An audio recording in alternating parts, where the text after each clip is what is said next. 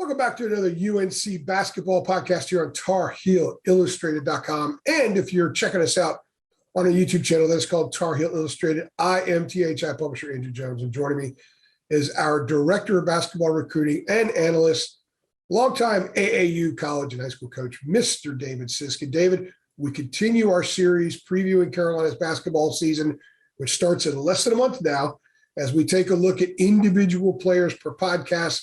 And in this podcast, we're going to discuss R.J. Davis, a 6-foot sophomore. Before we get into R.J. very quickly, make sure you check out our site, TarHeelIllustrated.com. If you haven't been there, go check us out. Just $8.33 a month. I would say 97.3% of the stuff David does is premium content. If you like football recruiting, Dina's on it.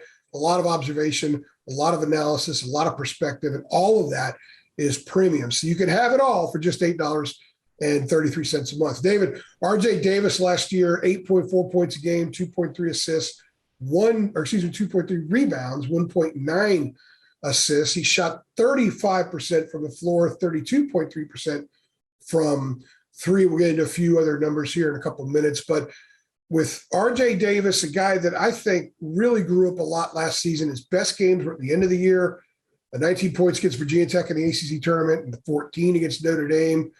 I think he's a kid who could be a sneaky good part of the rotation this year. When I say that, I'm not talking about a guy who's going to go out and score 20 and play 35 minutes a night, but I could see him coming off the bench and giving them instant offense in certain nights. I'll go one better. I've just thought of R.J. Davis as being one of the main guys. And you know, may be the case this year. It's going to be up to him to see the progression, but I've just kind of thought that he and Caleb Love maybe kind of go together in the backcourt, where, you know, you've got two ball handlers on the floor, and then, you know, the following year after Caleb probably goes pro after next year, and then it's RJ's team. And I've just kind of had that look, you know, kind of about him.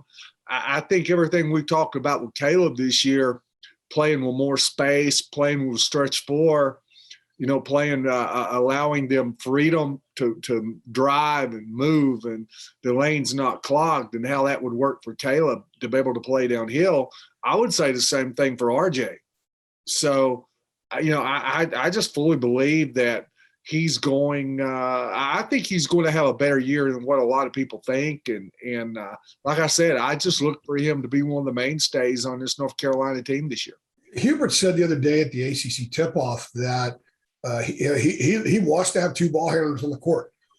And so that would fit into with what you're saying. I think it's going to be very situational with RJ. There might be some games where you cannot have a 6-foot shooting guard out there. Maybe he puts RJ on the ball and Caleb's at the two. A lot of interchangeable stuff. I can see that happening. I can see RJ kind of feeling a lot of as-needed roles in the backcourt. There might be some games where he may not play a ton. They need maybe be a little bit bigger. There might be some games where he does play, you know, 25, 28 minutes or something like that. You know, he did start, I think it was the first 8 games last year with Caleb in the backcourt. So Roy liked that combination.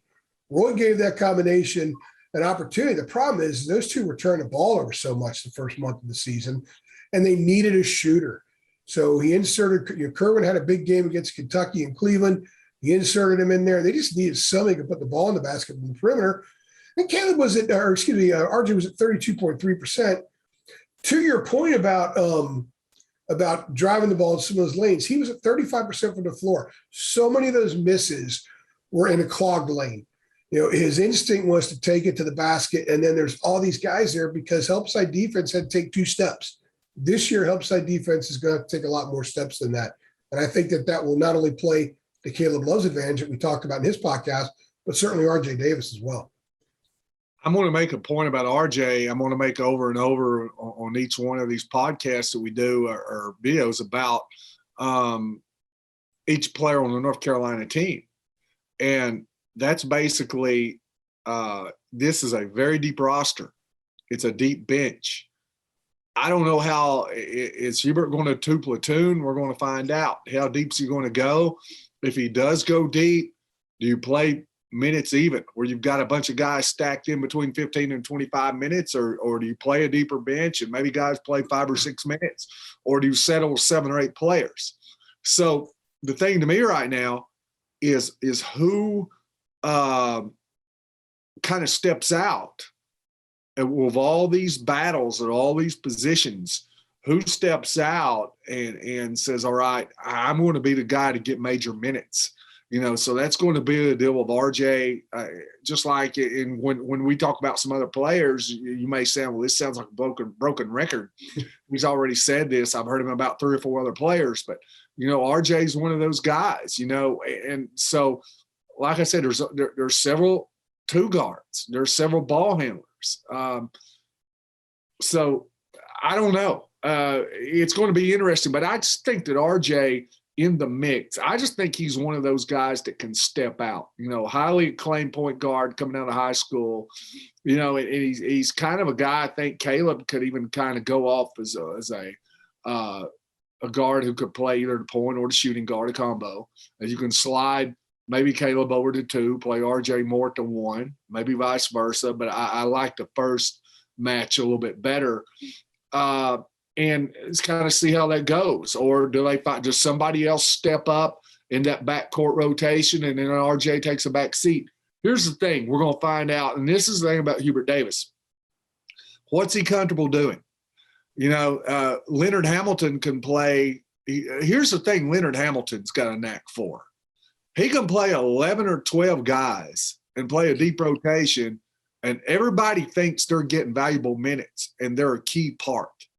And that's a gift because there's very few coaches can do that. And then most coaches in the country, it's like if they have to go deeper than 8, it's like passing a kidney stone. They're not going to do it.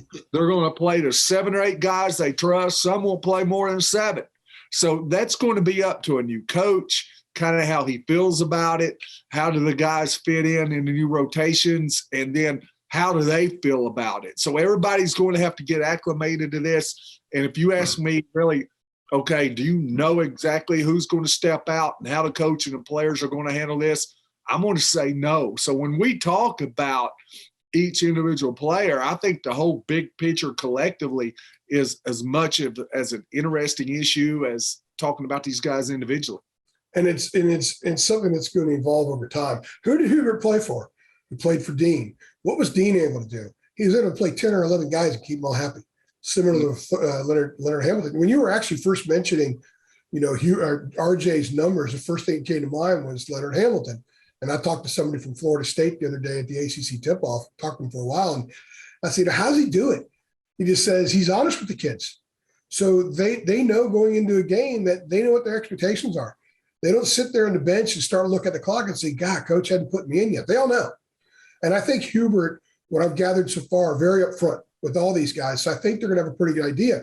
As for RJ, I really like the fact that he could be that spark. And so if he doesn't start again, he might be a guy that starts some games, comes off the bench other games.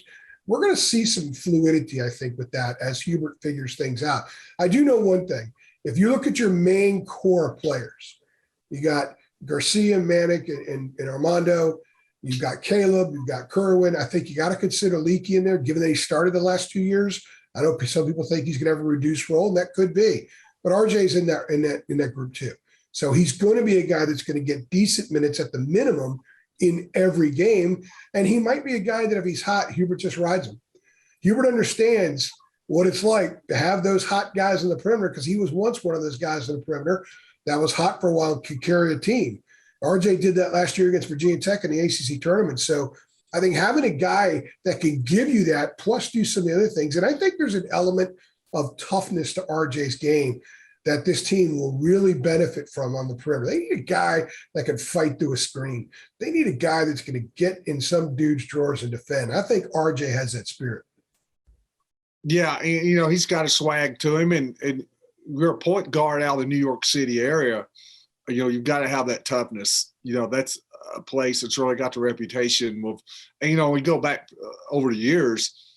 I don't know if they play as much outdoor ball as they used to, but the whole thing in New York City used to be you go to the playground and play Rucker Park and all those places, and all over the city, it's hard to shoot a 20, 25 mile an hour wind going. You're playing outdoors. So everything was about putting the ball on the deck, on the asphalt rather, and getting to the rim. So, he has that kind of toughness. The old saying used to be that a New York City guard will give up his go chains and his girlfriend before he'll get the ball up. So, that they were known as ball centric, ball in their hands, creators, playing through contact, not scared to get to the rim. So, he's got that in him simply because where he comes from more than a lot of other players. And I like the on-ball defense that he has, that I think he can have, and the energy and the quickness. So definitely a guy that brings spark. I also think he's going to be a guy that thrives off the crowd. Yes, it's going to be interesting to see how Caleb handles the crowd. I think he'll be fine. But I think RJ strikes me as the kind of dude that the crowd just at home is going to take him to another level. On the road, he's going to like that too. By the way, 12 times he scored double figures last year. He had multiple threes in 10 games. And I think that at 32.3%, he was, I guess, the second best three-point shooter on the team. They're going to shoot threes. So he's a guy that has shown he can hit multiple threes in big games against ACC teams. And I just expect his game to be about 15 to 20% better this year, and maybe even more so. Because I think the crowd factor, the energy factor plays in to who he is as a player and as a dude. And I think that could make him 25, 30% better than he was a year ago. Well, no doubt, it's he's going to have the opportunity, like we said. So it's going to be up to him to do his best with it. But like I said, I just feel like he's the guy to me can step out, because you're mentioning we're going to be mentioning a lot of names. Yeah. In the depth. So, and that's what it comes to. I mean, who can create their own time? It's going to be up to the players. It's going to be really fun to watch and chronicle and see how this thing evolves over time.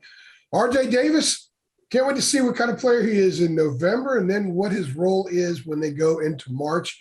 Maybe it'll be the same, just bigger. Who knows? But I think he's going to be a guy who certainly elevates his game this year. He's David Sisk. I'm Andrew Jones.